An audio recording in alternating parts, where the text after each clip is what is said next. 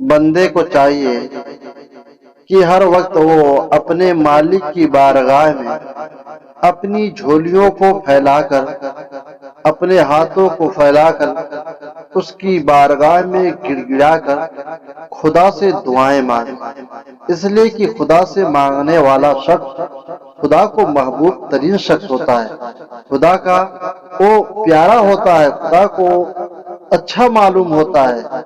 اس لیے ہمیں اور آپ کو چاہیے کہ ہم لوگ دعاؤں میں خدا سے اپنی حاجتوں، اپنی مرادوں کو مانگتے رہیں، اور اگر کبھی نہ کبھی اگر آپ کی دعا قبول نہ ہوتی ہے، اس سے آپ گھبرائے نہیں، اس سے آپ پریشان نہ ہو کہ یار میں تو اتنے دنوں سے دعائیں مانگ رہا ہوں لیکن میری دعائیں قبول کیوں نہیں ہو رہی ہے۔ آپ کو میں بتاؤں دعا کے قبول نہ ہونے میں کیا مصلحت ہے، یہ اللہ کو پتا ہے۔ شاید کہ اس کی مصلحت میں یہ ہو کہ ہو سکتا ہے کہ اس کا صلہ اللہ رب العزت بعد میں تمہیں عطا فرمائے، اور یقین مانو جو دعا کا صلہ اس دنیا میں نہیں ملتا ہے اس کا صلہ قیامت کے دن آخرت میں ضرور آپ کو دیکھنے کو ملے گا۔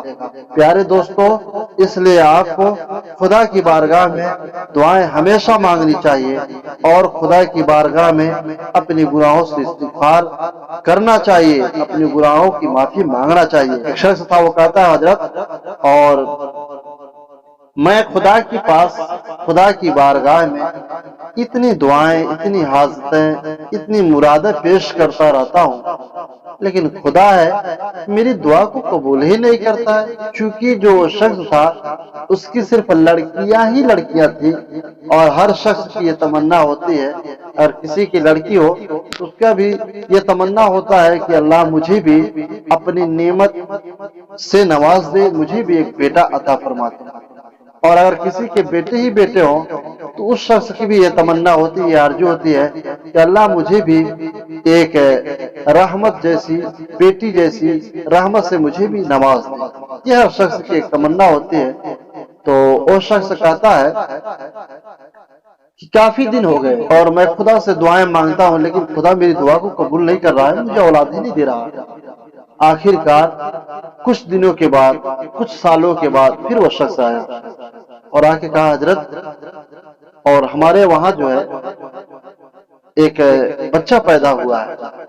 تو میں نے کہا یار دیکھو، تمہاری دعا جلدی نہ قبول ہونے میں یہ مصلحت ہوگی کہ شاید کہ اگر خدا تمہیں جلدی دے دیتا تمہاری دعا پر تو شاید وہ بچے کو تکلیف، یا پھر وہ بچہ بیماری میں مبتلا ہو سکتا، یا پھر وہ بچہ دنیا میں زیادہ دن زندہ نہ رہتا۔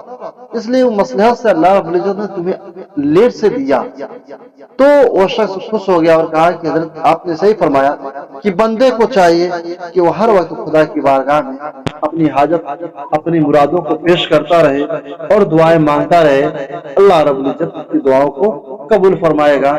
آج نہیں تو کل اس کا صلہ ضرور دے گا، اور اللہ نے مجھے یہ صلہ دے دیا کہ اللہ نے میری دعا کو آخر کار سن ہی لیا اور مجھے نیک اولاد سے نواز دیا۔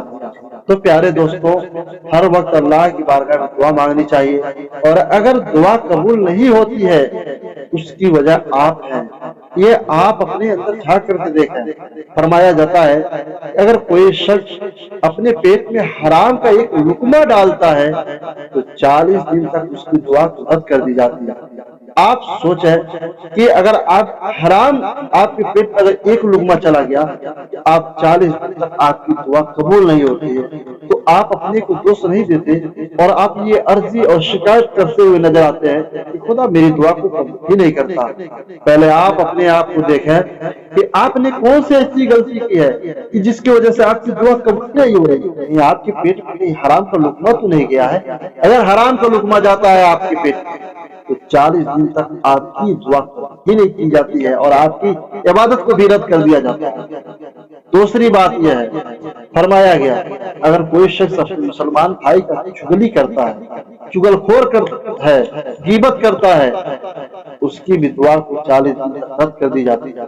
आज ये माहौल हमारे समाज के अंदर भरा हुआ है।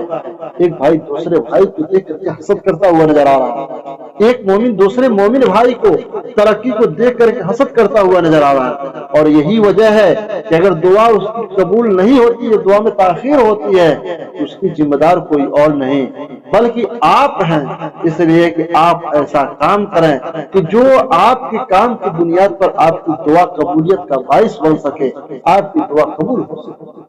ठीक है दोस्तों, तो हमें और आपको चाहिए कि खुदा की बारगाह में हम दुआ मांगते रहें, आज नहीं तो कल अल्लाह रब्बुल इज्जत इसका सिला जरूर अता फरमाए। अल्लाह रब्बुल इज्जत हम तमाम मुसलमान भाइयों को अच्छी तरीके से खुदा की बारगाह में दुआ मांगने की तौफीक व रफ़ीक अता फरमाए।